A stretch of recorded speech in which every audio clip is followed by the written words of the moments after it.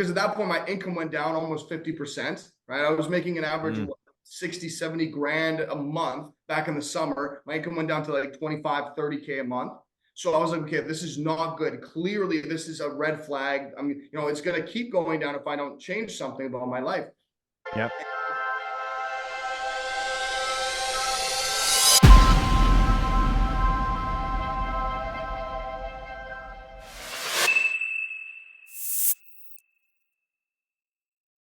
What's up, guys? Welcome back to another episode of Life Rocket University with Michael, Josh, and Roman, playing the characters of Michael, Josh, and Roman.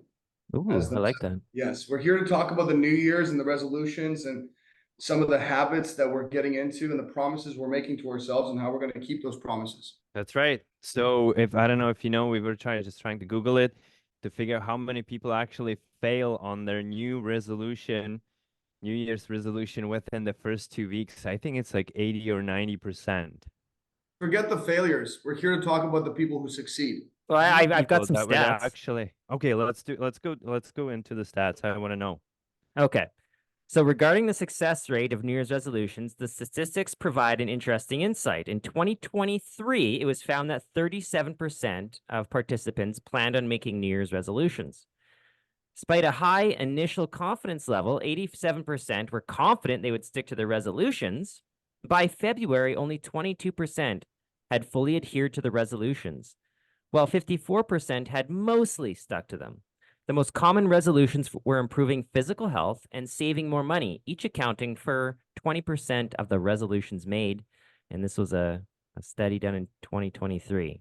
So why is that people set the resolutions and fail? What do you guys think? I think that it's due to one crucial factor, and that's lack of planning, aka lack of goals. You guys remember that study that they did? You probably heard of this, but basically they took a bunch of kids in back in like post-secondary, or I think it was in high school, and they taught them to write goals, and the children that were in school that got used to writing their goals and breaking them down, reverse engineering the goals to start attacking whatever plan was at hand. They were like 90% more successful. The ones that were setting goals ended up becoming like millionaires and successful business owners in the future. And the ones that didn't, of course, didn't amount to much. And we're not talking I about agree. I 100% agree because that gives you something to aim for, right? Because if you don't have anything to work towards, you don't even know what you're trying to accomplish, probably very unlikely you're going to succeed, right? Or you're going to accomplish anything. And I think that the second, so goal setting, definitely one of the top things. I would say number two is your why, right? Because when you say, well, I want to get into shape, well, why? Why, right? Because lots of people don't have that identified, and then they fail because it's not strong enough. And we've talked about this many times before. I think that is super important to get clear on why do you need to get in shape? Why do you need to have more money, right? Why do you want to be financially independent? I think another thing too, and something Napoleon Hill says, is that you need to start where you are right now and do it right now. And I think a big part of New Year's resolutions is, well, I'm going to start this on this day or later, and it's with good intention. But if you don't start to do something immediately, then it can become also a difficult task Right. to begin. Yeah, and you probably guys know lots of people, and I think I've done it myself. It's like, oh, I can't really start that because I am too busy. I have, not enough time. I need to buy new shoes. I need to find the right membership in the gym, right? Which gym is the best, and all this kind of excuses that get in the way instead of just taking an action. And so if you would summarize it, so you need to have some goals. You need to get clarity what that is, know your whys, and then take action, right? I think that is really, really important to implement it right away. Yeah, those are all, I mean, that's all BS, man. For people who are serious about hitting their goals, they're like, it's not about the what. You know what I mean? Like, I suggest if you're serious about losing weight, screw the gym membership, screw the perfect running shoes, put on your sneakers and go outside. Done, finished. Oh, but it's snowing today. Doesn't matter. That wasn't a part of your condition.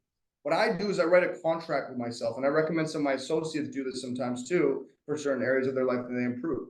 that contract stage. For instance, right now I'm on a contract. It's the 75 hard. You guys have heard of that program before. It's by Andy Yep. Frisella. I've been offered to do it multiple times and never did. I always put it off. I didn't think it was that important about, but reboosting my discipline. I had a couple slow months, I think in September, October, November. I was very complacent with my habits. I kind of let things go. I was very lazy. My business dropped down. I wasn't participating in the things I should have been. I wasn't going to the gym. And instead of easing back into things, I just went to the very extreme. I found this 75 hard program and I committed to doing it. And it requires you to go and work out outside at least 45 minutes, work out twice a day. So an additional workout, read 10 pages, follow a diet, drink 4 liters of water, whatever, take a picture of yourself, things like that. But it doesn't say work out outside unless it's raining. Work out Right. outside unless it's really, really cold. Then you can stay home. Mhm, It doesn't say, mhm. it's a contract that I made with myself, that I made the decision that regardless of the conditions, right? You guys know I just went to San Diego to speak in front of a group of entrepreneurs, and I was on a trip. I was in hotels. I was driving back and forth. Yeah. I still hit those goals of working out twice a day, following a diet. Nice. I'm going to San Francisco again to another business conference on Sunday, and I'm like landing there at midnight or 1 a.m. or something like that. And the next day I'm waking up at I have to go for the business conference at like 8 a.m. or something like that. I'm still gonna wake up at 5 a.m. I'm still gonna go for a run, even if it's a lack of sleep, because I made the commitment to myself. And it's not a weight loss program. It's not a get in physical shape program. It's a mental discipline program. Because once you start getting into the habit of doing the things you said you were going to do and having a high level of integrity it starts with making your bed. It starts with brushing your teeth and committing to flossing 3 times a week. And then it transpires into going to the gym every day. It transpires into going for a run every day. It transpires to following a diet. I haven't had sugar for 37 days. Longest I've ever been without sugar. I mean, I have fruit, but I don't have any processed sugar, simple sugars. So how was your experience, Roman, so far with the 75 hard? Like when did you start? What was the challenges? Obviously going from your sort of routine and going to a conference make things so much more difficult. So tell me how are things going so far? Okay, for one, I'm a high performer. I know that. That is my identity. My identity is a millionaire, high performer, top advisor, good leader, good builder. Yep. And when I'm living out my high performance mentality, my personality, I'm doing well. I had some record-breaking highs in the summer of 2023. The business was growing exponentially. Things were popping. People were producing. And then I took a step off the pedal and I started chilling out. I started traveling too much. I started relaxing. Like I said, September, October, November were very chill and slow months for me as far as performance goes. I got into a bad habit. I started playing video games. I haven't played video games for 4 years. Okay. I started playing video games and then like I'm an addict. You guys know I'm an ex-addict. So I get addicted to things. Video games was my first addiction when I was like 12 years old because it helped me disconnect from reality and hide my feelings and emotions. So there I was. I started playing video games, started watching TV. I watched like every season of Breaking Bad again. I watched Better Call Saul. And then once those were done, I was like, okay, what do I do now? And then I started playing Red Dead Redemption, which I loved back in whenever it came out, 2018 or whatever. Yeah. I started playing it. So you're a cowboy. You get to be a cowboy. I love cowboys, dude. I freaking Pirates and Cowboys. That's my shit right there. I go nuts for Cowboys. Anyways, so I started playing it. I played through the storyline in like 2 weeks. Okay, I'm playing like 4 to 7 hours a day at this point. Then once I finished that, I find out they have online. So I started playing online Red Dead Redemption. I started beating every like freaking level that you can, like Trader and what else they had, the Bounty Hunter level and things like that. Just completely in this delusion of like lacking, like just not wanting to take responsibility, being super lazy, waking up at 11 a.m., like life completely derailed, maybe taking 4 to 5 meetings a day, barely making calls, not calling team members, not inspiring anybody, just complete this downfall, right? And Yeah. no, I don't know what happened, but there was this one time where I reached the top level in a certain game in Red Dead Redemption. And I just got up and I'm like, oh, that's it? Well, I'm done. And then I turned off my Xbox and I haven't turned it on since. But you see, even though that happened, I wasn't able to just bounce back from that. Even though my addiction to the video games I have subsided, I wasn't ready to jump back on the horse. So I knew I had to do something extreme to bring me back. Okay, because at that point my income went down almost 50%. Right, I was making an average of 60, 70 grand a month back in the summer. My income went down to like 25, 30K a month. So I was like, okay, this is not good. Clearly, this is a red flag. I mean, it's going to keep going down if I don't change something about my life. Yeah. And again, I'm a high performer. That's my identity. So I keep reminding myself that. So instead of saying, okay, I'm going to ease into it, I just said to the extreme. So I started doing the 75 hard in November, I think in the beginning of November or something like that. I failed 5 times because part of the routine is no cheat meals or alcohol. Now, I'm 8 years sober, so I don't have to worry about the alcohol part, but the cheat meals, I had never accustomed, I always had whenever I had a game plan or a meal plan, I would always eat really healthy for 6 days and I would have one cheat day every week. So that's what even my top performing times, that's what I got used to. But this 75 hard, it makes you not have any cheat meals. That's part of the rules. It's part of the game.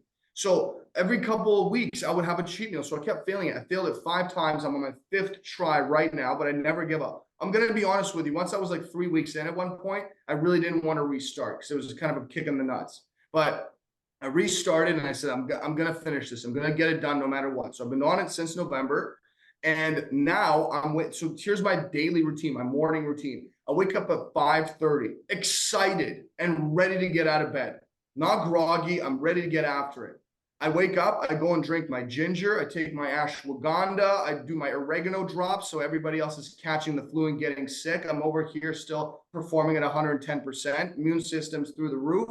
All right, drink my liter of water, do my stretches, write my gratitude journal, then I take my dogs out for a walk. Not just when I feel like it. It snowed. I think you guys heard that in Vancouver, right? Yep. I was still out there in the freezing cold, in the rain. Every single day I'm out there walking my dogs at 5:30, 5:45 a.m. For 45 minutes, I'm walking around, I'm running around with them, I'm doing some exercises. I come back home, I drink some coffee or some pre-workout, and I sit down and read my book. I read, depends how I feel, 30 minutes, 45 minutes, an hour, I read my book. Then I get dressed and I go to the gym. I go to the gym and I crush a crazy workout that I'm on a trainer right now. This guy, shout out to Mike Sheffer out in Florida. He's a NASA scientist, bioengineer. He's also won Mr. Canada in the bodybuilding competition in 2019. I'm blessed to have him as a trainer, building these plans for me, meal plans and workout plans. Anyways, I'm on that and I'm working my ass off. I'm working out really hard every day at the gym. I'm done at the gym. But like 8:30, 9 a.m., I'm showered, shaved, and ready to go. 9 o'clock, I'm in the office. 9:30, I'm in the office.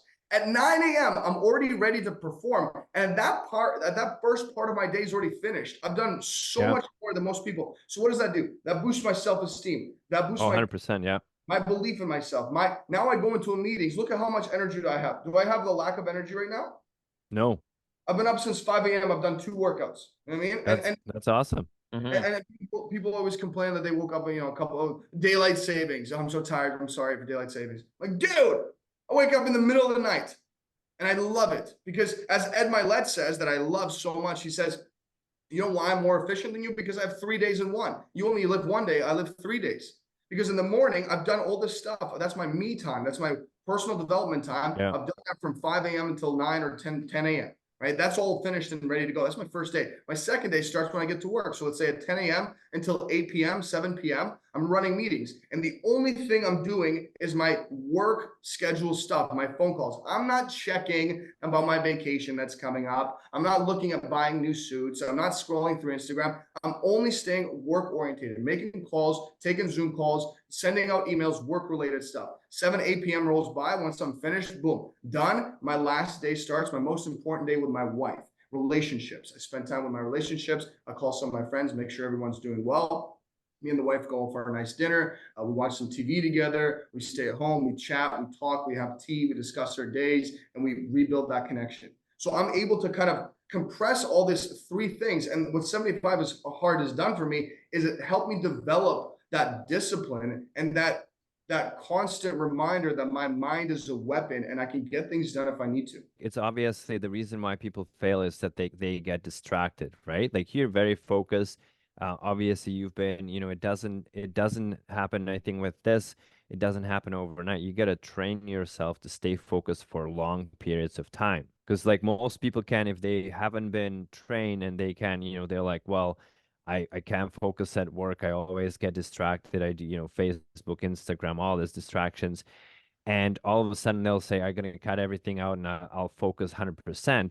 They might not be able to get to that level, right? So do you, and I mean, it's not really like, as you said, it's probably not a good way to ease into it. You just kind of have to really start pushing yourself. What's Roman, what for you, what is the poison for you, like the kryptonite? What would get you distracted? Like, how do you handle the difficulties? Because that's where people fail, right? Like they can do if they get enough sleep, if everything works out, if there's no problems. But as soon as some challenge comes in, everything goes to the toilet, right? So how do you handle those situations? So there's a lot of things that you said right now, and I just want to come back to something you said because I don't think enough people understand this. I was listening to Andy Frisella talk about this, and it was just like a huge light bulb going off in my head. Discipline is a perishable skill. It's a Yeah. perishable skill. That means it can fade. That means it can fade, because that's what I was saying to you guys. That's why I started by telling you that I was killing it in the summertime. And what happened? It slowly perished because my discipline went away because I wasn't practicing it. What else is a perishable skill? Focus, determination, motivation, attention, right? Your muscles. Yeah. I used to think when I was in my 20s, when I was 19, I started going to the gym and I got shredded by the time I was like 20, 21. I'm talking, I had the full 8-pack, not even a 6-pack. I had 8-pack. I was like cut to the tits. But then I thought that if I could just get really fit, I don't have to worry about that anymore. I thought it was just something like a one and done kind of situation. And then I could just upkeep it and Yeah. stay. It's not the case. That's not the case at all, right? It's a perishable skill. So I think what a lot of people don't realize is that being a disciplined person is a constant practice of said discipline. Being focused and not getting distracted is always a constant practice of doing those things, because it's a perishable skill. I can be super motivated, super attentive right now, but if I don't keep practicing and improving on it, it will fade. That's why I'm going to all these business conferences. I can't stress this enough, and I think that we've heard people talking about this so many times, like public speakers, the course that we did with Darren Hardy. He says that you should be investing in yourself. He said like something like 10 or 15% of your income should be invested back into you. So he goes to seminars and stuff, right? Why? Because I just went to San Diego. I came back fired up more than I ever have. Did I hear something I've never heard? Not really. Was there something profound that happened to me? Was there a near-death experience? No, but I was around people who were killing it and who wanted to go to the next level. I was put into the opportunity to be able to talk to people. All of a sudden, my environment changed. Remember, you can't change people. You can only change the environment that they're in and hope that they will change over time. So that's what happened to me. Now I'm going to another one. I'm going to come back. I'm going to get even more fired up. Then at the end of the month, I'm going in February. I'm going to Toronto for another business convention. We just opened up another office in Toronto. So I'm gonna get 3 in 1 to get fired up and take this energy with me everywhere I go, which is something people forget. And that's a skill I'm practicing. That's a muscle I'm training right now. Because I know you guys have all heard something really inspiring, been to a conference or something, seen a video, you get motivated. And then you get motivated to change your life. And then what happens over a couple of days? It fades, right? Like, yeah, exactly. Like it perishes. The motivation. So as Dr. Shad Helmstetter says in the book, What to Say When You Talk to Yourself, he says external motivation doesn't mean anything. We constantly have to learn and practice how to increase internal motivation. Because if you're a top performer, only when somebody speaks to you and gets you motivated and you watch a good video, or when you go to a convention, or somebody like myself sits down with you and gives you some mentorship, and then you're a top performer, okay, that doesn't mean you're actually a top performer. That means that you're relying on external circumstances, external motivation to get you to push you ahead. Internal motivation is what we should chase and continue to pursue, because that's also a perishable skill, but that's a skill that we need to develop better and better and better. What is internal motivation? Seeing constant progress, seeing my progress picture, seeing me get better, seeing myself lift heavier at the gym, seeing my income going up, seeing my business partners, my associates performing better, right? That's all motivating me to get better. So I'm now practicing how I can stay internally motivated, right? Keeping a tracker on these things rather than subsiding.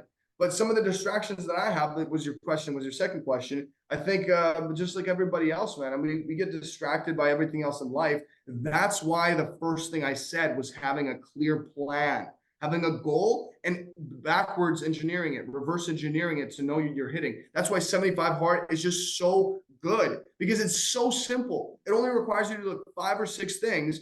That's your goal. So people don't do things sometimes because they don't know how, or they look at the top of the staircase and don't realize that it starts with the first, and they get overwhelmed. But the 75 hard program is so clear and concise. It just gives you 5 or 6 things to do every day, and you don't have to worry about the rest of it. And then if you just transpire that same kind of approach to business or anything else, every single day I write to-do lists. Every single day. I don't know very many people that can say that they do the same thing. But every day I come to the office and I write down, okay, which strategies do I need to build? What do I need to check? Who do I need to email? Which associates do I need to call? Which MDs do I need to call? Who do I need to confirm my meetings with? I need to book flights for my trips, confirm the dinner I have with a client, make a TikTok and post on my Instagram story. I put that all on a to-do list because by 3, 4, 5 p.m., even though you know what to do in here, you're too tired and you're like, oh, what do I do now? And instead of thinking about what you should be doing, you go on your phone and you start scrolling and get distracted. The reason why you're not doing the things you're supposed to be doing, the reason why your focus is dropping, and why you have distractions, is because you're not being a good leader to yourself. Every day, I act as 2 people in my brain. I have 2 parts of my brain. The first part is the CEO brain. The second part is the associate brain, the junior associate brain.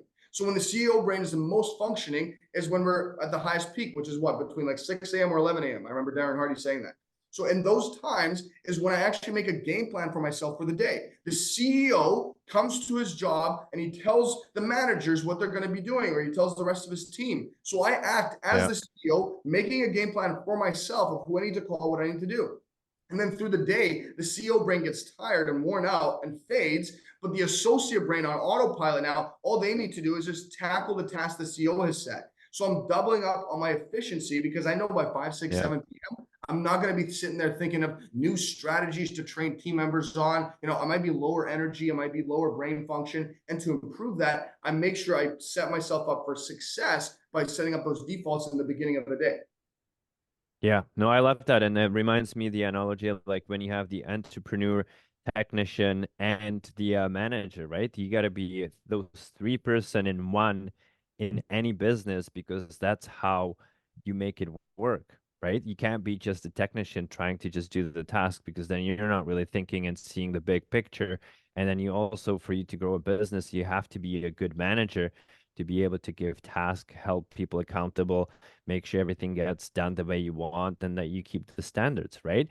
And I think that we're also to add to this is the part of the accountability because I feel that most people will, it's easy to let yourself down, right? Like and what I love about this, and Roman is a great inspiration because you set for yourself a goal and you will not quit, right? It's easy to be like 4 days, fuck, what was I thinking?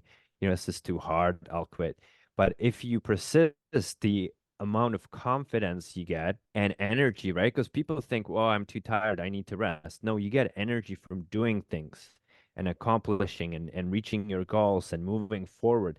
That is, and I look at Roman and the energy that you bring to here and to your job and to everything that you do. It shows. We just need to bottle that up and we can sell vials of it to people. Yeah, it's like, hey, there's Roman a cup energy. Of Roman. There's a cup of Roman for $50. Do you guys hear what the Roman swipes are? No, tell me. There's a product called the Roman swipes, and I've had a couple people reach out to me and they thought it was hilarious. So I don't know who created this product. I haven't really done any research, but it's this like swiping tab that you rub on the bottom of your junk. And what it does is it numbs your penis to make you last longer in the bedroom. And it's called a Roman swipe. And I think that probably put a black mark on my name for the rest of my life. Even though people don't know what the hell it means, I was like, why did you have to name it that? Why? What about all the guys named Roman? So we could market that you'll give them the swipe. You'll give other guys a Hey, you Roman just swipe. put your branding on there, man, and you'll be it's a picture of me with a thumbs up. Yeah. Or something else that's up. Doesn't have to be a thumb. And it's like Roman lasts longer. It's me with a swipe. It's me like this. That's right.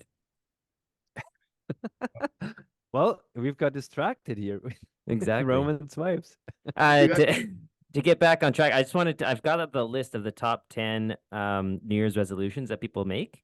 I want to see what you guys think is the top one. Okay, I'm going to tell you them and not in any, we're not in the right order, and then just tell me what you think is the top one. Yeah. Okay. So number one is people want to lose weight rapidly. So again, that's not number one on the list, but it's just number one I'm bringing up. And so that's crash diets and extreme fitness regimes. Second one is making drastic career changes. The third one is transforming your personality. Number four on the list here that I've created is reading an impractical number of books. Number five, overcommitting to volunteering. Number six, cutting out all vices. So alcohol, pornography, Yeah. drugs, Roman wipes. Achieving perfect life balance. Next one is traveling the world extensively. The ninth one is finding a romantic partner. And 10, becoming financially rich quickly. So out of those 10, what do you think was the one that people were making the most resolutions for in the survey? Well, I think there's a combination of that, but a lot of it, I feel like it's like people want it, but they don't really understand the reasons why. And a lot of it is it's great to volunteer, but I think that you can get burned out by that. It's like if you're gonna go and travel intensively, like you get tired of that. I think everything like lots of it is just sounds like people have these wishes. It's not really a goal. Like for me, it's like, this is what I would write 10 years ago. Just, oh, I want to make more money. I want to lose this much weight. I think it's all about living the life that you really want to live, right? Mm-hmm. And it's a combination of everything. Like I love volunteering, but it's not going to be my goal. I think people do that to feel better about themselves, right? Yes. There's a reason why. And sometimes they're just saying it because it sounds good, and then people are like, oh wow, yeah, that's cool, right? But then they really don't do any of that or traveling, right? It sounds really good, but why don't you do that? Why do you have to go for a year? Why don't you fit it in and have more of a, not a balance? I think balance is also bullshit. Like you never, like, if you have balance, like you're not really fully living you're not trying as much, right? I think Mm-hmm. being out of balance is normal, but you got to be able to switch and be able to recognize where you're not and where you're lacking, right? Like you can't be like, oh, I'm gonna have all of this and then think that you're gonna have a balanced life. It's not gonna work. Mm-hmm. Mm-hmm. No, so for John, sure. was it losing weight? I think that's the number one. Yeah, so that's it's but what's So yeah, interesting, so losing the weight. Like, why did you get fat? You let something go, like and now you wanna like quickly get rid of it and change it. That getting fat is the end result of you not having priorities set, or you're not, you're not loving yourself, or whatever reason why you're not going to the gym, why you're overweight, why you mm-hmm. eating all the snacks and you're not being, disciplined and healthy.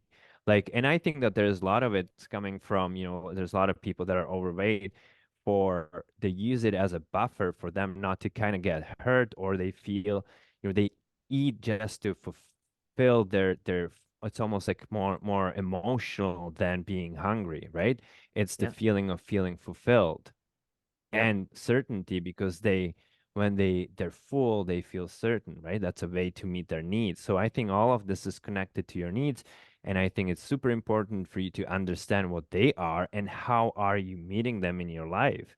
Because then if you have need for contribution, then those are the people that want to volunteer.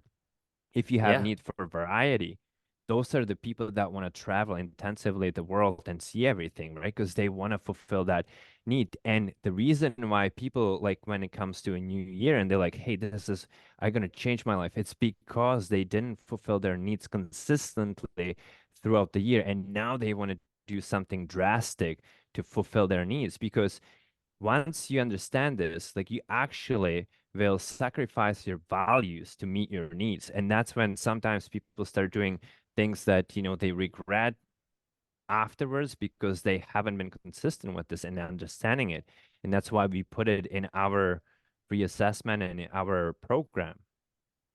No, exactly. And so just to finalize that, the top three were, and Roman was right. Number one was losing weight or extreme fitness regimes.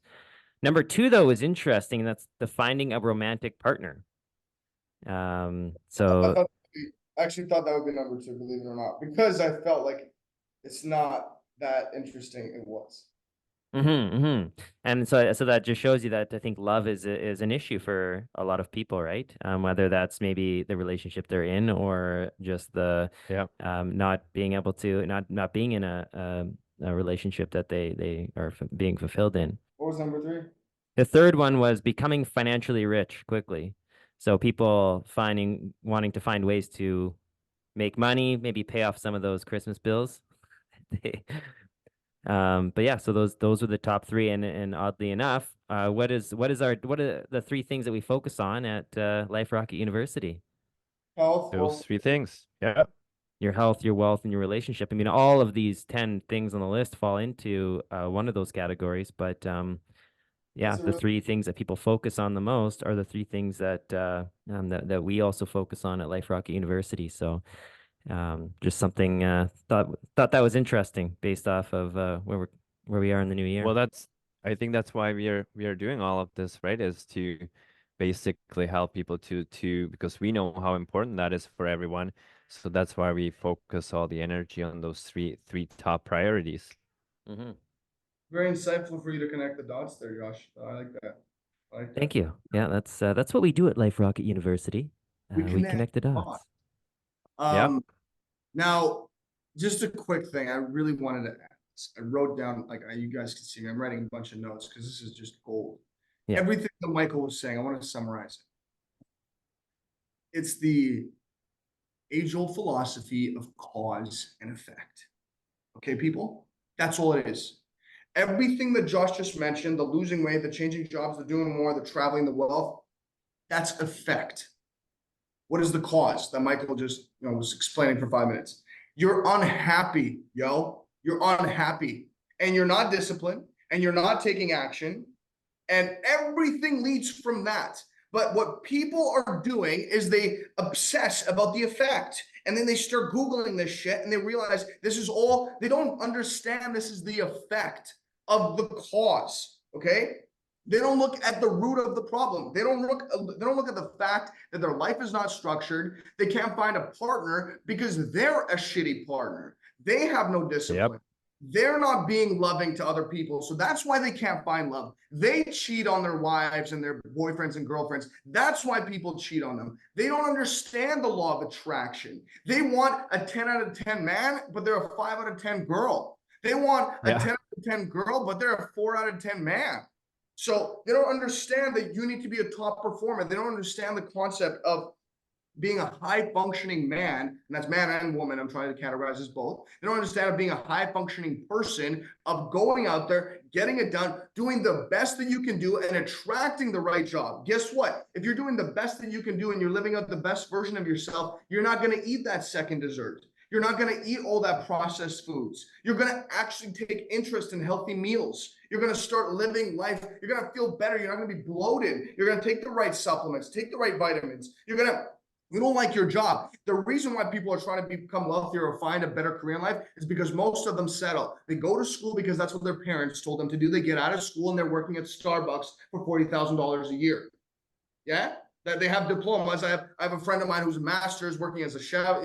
All this stuff that people aren't. The reason why is because they're not seeking to be a better version of themselves. If they were the best chef possible, if they were the best barista, people would see that. The law of attraction will bring that in. If they were truly looking for a better career, instead of going out and getting, pardon me, but fucked up on Friday and drinking all night, and then waking up Sunday morning or Sunday afternoon and going to work the next day, if they spent their weekends, somebody said 9 to 5 pays the bills, 5 to 9 builds the skills.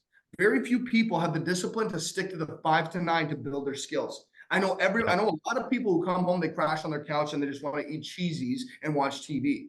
And then the cycle just keeps repeating. So what I wanted to say is what Michael was explaining in just a shorter term, it's cause and effect, people. Stop Googling how you can fix the effect and start fixing the cause. What is the cause of your problems? You're unhappy. So start fixing that. How do you become happier? What Josh just said, the 3 pillars.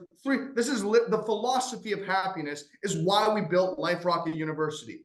3 pillars of happiness, and you can Google this almost anywhere: health, wealth, relationships. If you have those in good working order, you will become happy. That's what we're here to preach. That's what we're here to remind people. We're not just here to sell you products or sell you on a course or whatever it is. We're here to bring you value in the 3 most important areas so that society can start being happier, so that people can stop Googling the effect and start focusing on fixing the cause. As a byproduct, you will attract a better job. You'll get better job offers. You'll make more money. You won't need to do some get rich quick thing. You won't have to keep searching for your love. It will be attracted to you. Well said. 100%. Roman's Yeah. on fire today, so you guys make some notes because, you know, and to be honest, Roman, I thought about it this, like when you were saying this. I am glad there's so many fucking lazy people that come home, you know, they're unhappy with their jobs, they drink on Fridays because it makes it so much easier for us that are willing to do the work. Like it's not really that much more difficult if you put in the work, but no one wants to do it and they all want the results you have. And then they are all jealous that, hey, you're doing well. And they're like, stop talking to you because you showing them kind of the mirror and they know that they can do it, but they rather say, oh, Roman is, or this guy is, you know, I don't like him anymore because he changed or whatever, right? And instead of looking like, hey, that guy's doing really well, I can do the same thing. What is he doing? And try and look into it and change what the errors in judgment and habits to also become the same, right? Like more like a high performing person. But guess what? Most people just like, oh, he is too, like they make excuses, right? Well, He's they want to bring lucky. you down to their level, right? Most Yeah, people, and then they don't want you or to they be start tearing you succeeding down, or them. they make excuses like, oh, he's lucky, you know, he's for this or whatever. They don't want to see the hard work. Because I'm sure Roman, like what he's doing, going to these all these conferences and everything, it's not easy, but he's going because he made a commitment and he look. I see that the energy, and I used to go to this. We had all these real estate conferences, and I know how I felt when you see the top dogs in the business telling you the secrets, showing you how they're doing. It's super inspiring. And you get charged from it. And you can't get it really online. But if you go into a in-person meeting and conference, the energy in the room, you suck it in, and then it gives you all this charge for the next 2-3 months. Yeah, no, exactly. Yeah. So you're just charged us up, Roman. Now we're charged up, and hopefully the listeners Yeah. are too. If you're interested in exploring more topics like today's or have suggestions for future discussions, we'd love to hear from you. So please leave a comment below. To find out where you stand in the 3 core areas of your life, health, wealth, and relationships, take our free assessment at liferocketuniversity.com. We will see you next time at the Life Rocket University Studios.